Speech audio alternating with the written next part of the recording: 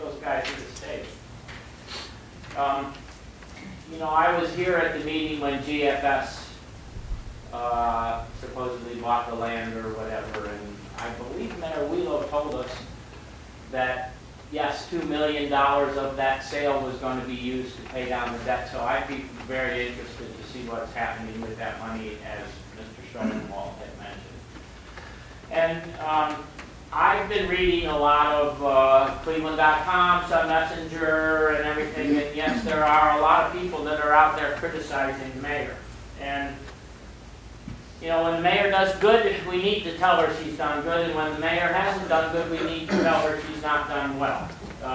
Quite frankly, we need to hold our leaders accountable.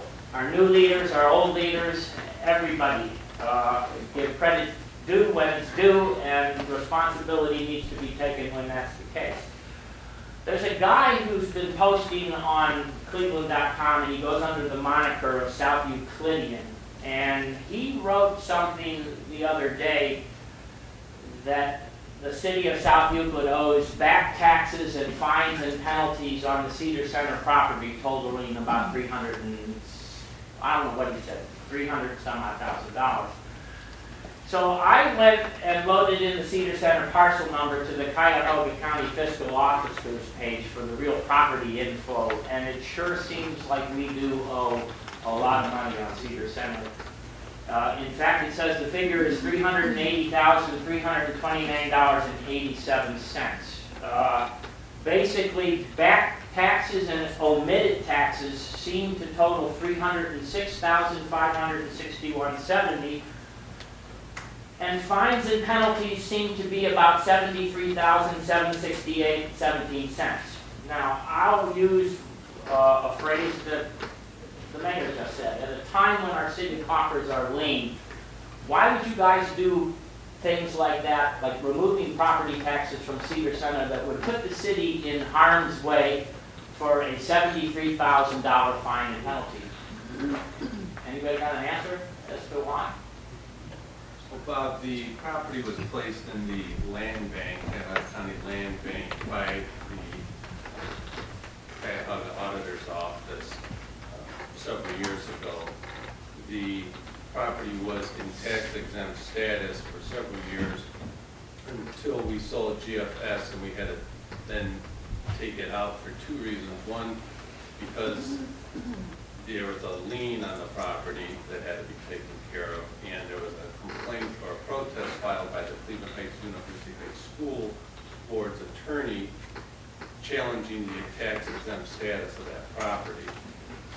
I filed an appeal with the state tax commissioner's office in Columbus, which was approved for the tax exemption. And then the school board's attorney from Cleveland Heights again filed a protest.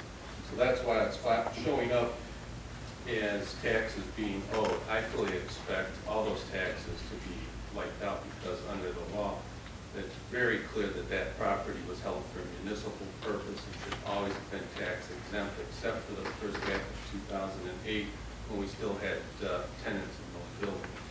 So all that should be eventually wiped out, and I don't think the city would have to pay a penny for it. You're not sure?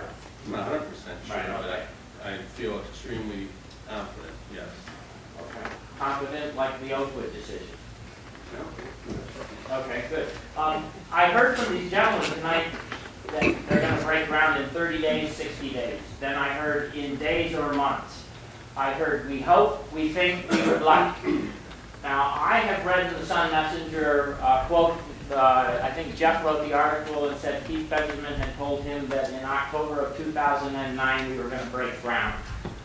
We didn't break ground. And then there was another article that said we'd break ground in October of 2010, and we did not break ground.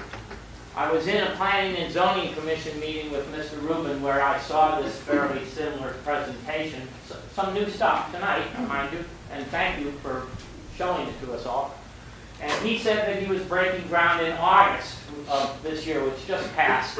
And so I get scared when I hear these new people say we hope, we think, we would like 30 days, maybe 60 days, but it would be really nice to hear when they're actually really going to break ground. And it would be nice to see it actually happen. 30 to 60 days, let's see, the election for council seats and mayor will be over by that time.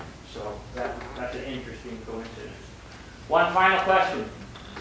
Why did council, now this is not for Tony or Dennis since they are fairly new to this, but why did council and current administration do what I see as very little, if nothing, to plan for the foreclosure crisis and the downturn of the economy that foreclosure crisis seems to create?